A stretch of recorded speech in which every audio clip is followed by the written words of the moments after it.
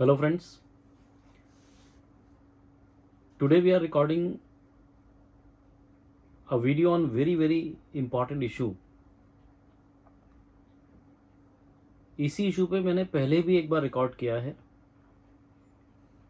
और पहले भी एक जजमेंट था जो ऑनरेबल गुजरात हाई कोर्ट ने दिया था, जहां उन्होंने बोला था कि अगर CGST और SGST दोनों लोगों ने सर्च किया तो जिसने पहले सर्च किया वो उसको कंक्लूड करेगा। और ऐसा कोई कोर्ट ने बोला ऐसा नहीं था। 5 अक्टूबर 2018 का डिपार्टमेंट का ही लेटर है जिसके बेसिस पर ऐसा बोला गया। इवन सेक्शन भी अगर आप देखेंगे तो जो एक्ट के प्रोविजंस हैं वो भी ऐसा ही बोलते हैं। फ्रेंड्स, अभी जो इशू हम कवर करना चाहते हैं वो इशू एक स्टेप और आगे है। ऐसा ही इशू है लेकिन इससे एक स्टेप और आगे है और एक एग्जाम्पल है, क्लासिकल एग्जाम्पल है इस चीज का कि किस तरीके से एक ही ऑफेंस के लिए CGST SGST दोनों विंग्स या दोनों आर्म्स GST की बॉडी के टैक्स पेयर को हैरेस कर सकते हैं, परेशान कर सकते हैं। तो केस फ्रेंड्स है, एलिगेशन है 33 फॉर्म्स फेक क्रिएट करना, लोगों से पैन नंबर लेना और फेक 33 फॉर्म्स क्रिएट करना एंड उसके थ्रू GST के इनपुट टैक्स क्रेडिट को लेना और देना, एक्सपोर्ट्स में डील करना। इस एलिगेशन के बेसिस पे पूरी प्रोसीडिंग्स या पूरी इन्वेस्टिगेशन स्टार्ट हुई। Let me give a disclaimer, I am not favoring a person who has created such forms, although आज तक वो प्रूव नहीं हुआ। लेकिन let me be very clear, because ये वीडियो बड़े पैमाने पर लोग देखेंगे, तो let me be very clear, I am not with those persons who are indulge into these kind of activities. I am only against the act of the department. I am only fighting for the act of the department कि क्या हमारे कानून में एक ही offence के लिए 2 बार सजा है। To my limited understanding the answer is no. आप एक ही गुनाह के लिए जो प्रूव नहीं हुआ है, अभी इंपॉर्टेंट ये है, आप बोल रहे हैं गुनाह है लेकिन वो अभी तक प्रूव नहीं हुआ, अभी तक वो ट्रायल नहीं हुआ, आपने उसको पावर टू अरेस्ट करके अरेस्ट कर लिया, उसके बाद आपने दोबारा आपके दूसरे आर्म ने उसको अरेस्ट कर लिया। अगर मैं GST की बात करता हूं तो GST के लिए CGST और SGST 2 अलग व्यक्ति नहीं है, वो केवल एक एडमिनिस्ट्रेटिव कन्वीनियंस के लिए क्रिएट किया गया है। अदरवाइज मेरे हिसाब से दोनों एक ही हैं। It is only for the purpose of administrative convenience of the government that CGST wing and SGST wing have been separated. That's it. Otherwise, as per me, it is only one. Who are the officers of the government having the responsibility to get the law complied with, to exercise the powers given in the law, and to act as per the provisions of the law. This is what is their duty. But friends, इस case में क्या हुआ, पहले 14 firms का cognizance लेके SGST department ने arrest कर लिया।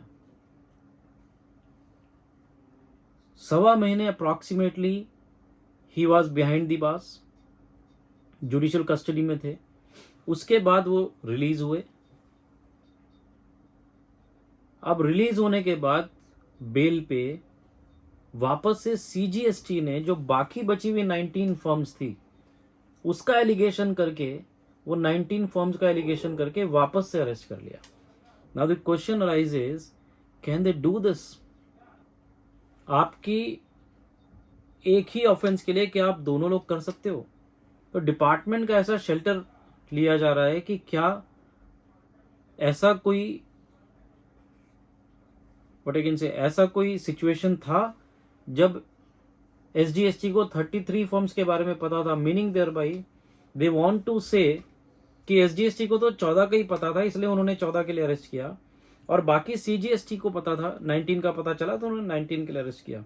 इसका मतलब ये हुआ कि कल किसी और को पता चलेगा तो वो भी अरेस्ट कर लेगा।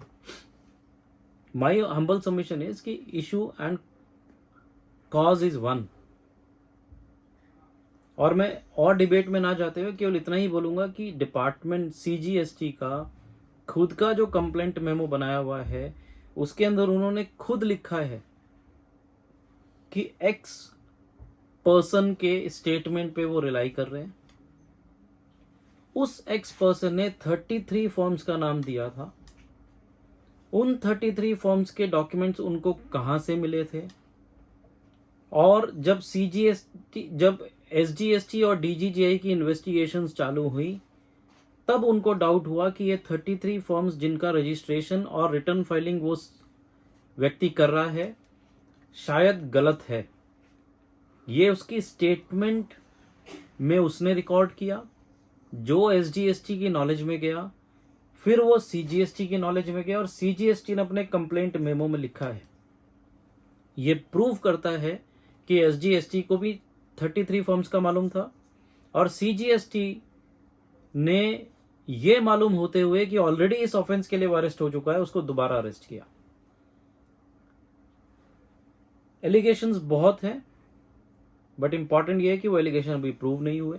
एट द सेम टाइम एक ऑफेंस के लिए आप 2 बार ट्रायल नहीं कर सकते, 2 बार उसको अरेस्ट नहीं कर सकते जब वो ऑलरेडी बेल पे था।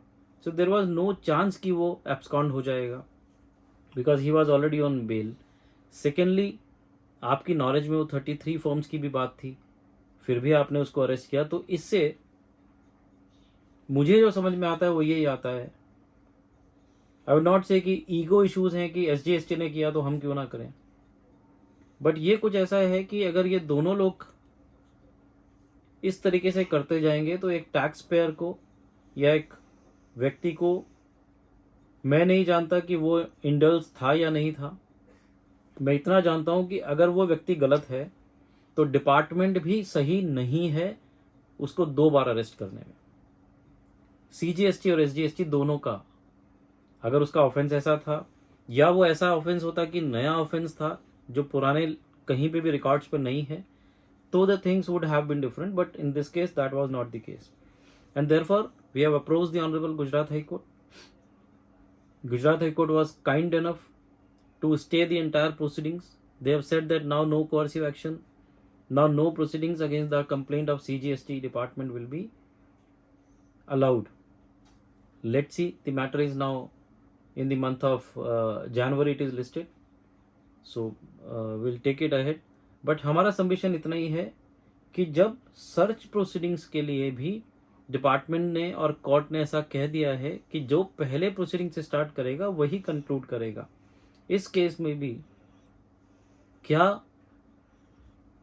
सीजीएसटी के द्वारा ये इंफॉर्मेशन, मान लेता हूं कि इंफॉर्मेशन सीजीएसटी को बाद में मिली, जो वो इन्वेस्टिगेट किया और उसके बाद वो सीजीएसटी को वो इंफॉर्मेशन दे सकता था because that person was already arrested, was on bail, उसकी इन्वेस्टिगेशंस चल रही थी, उसका शोकॉज नहीं हुआ था। क्वेश्चन यही है फ्रेंड्स कि क्या ऐसी इन्वेस्टिगेशंस में, ऐसे एक्शंस में सीजीएसटी और एसजीएसटी दोनों पैरेलल प्रोसीडिंग्स कर सकते हैं क्या? और अगर आंसर हाँ है तो I am afraid friends at this forum in front of all the stakeholders I am not getting any shyness in saying कि ये अगर है सही कि दोनों लोग अपने एक्शन साइमल्टेनियसली ले सकते हैं तो टैक्स पेयर की हालत बिजनेस करने जैसी नहीं रहेगी, because he will be continuously complying on the summons and the notices and will face such kind of issues on a regular basis. So friends, this video I have recorded only for the purpose of information so that everybody should be aware. what action was taken, how it was taken, and how the Honorable Gujarat government has stayed the proceedings of the authority who have taken the action subsequently for the same offense. And the special criminal application, if you want to just have the information, it is 7716 of 2020 before the Honorable Gujarat High Court. Special civil application 7716 of 2020. With folded hands, friends, I would request all the stakeholders, including the departmental officers, जो इस video को देखेंगे,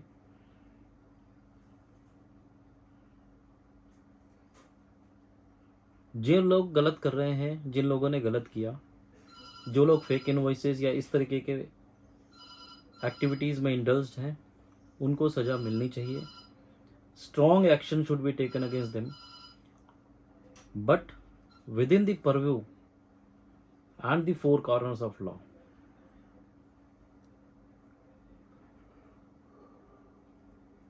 Secondly, being a student of law, मेरा हमेशा ये मानना है कि हम उस प्रिंसिपल पे चलते हैं कि अगर एक व्यक्ति जिसने गलत किया हो वो छूट जाए तो चलेगा, लेकिन वो व्यक्ति जिसने कुछ ना किया हो उसको सजा नहीं मिलनी चाहिए.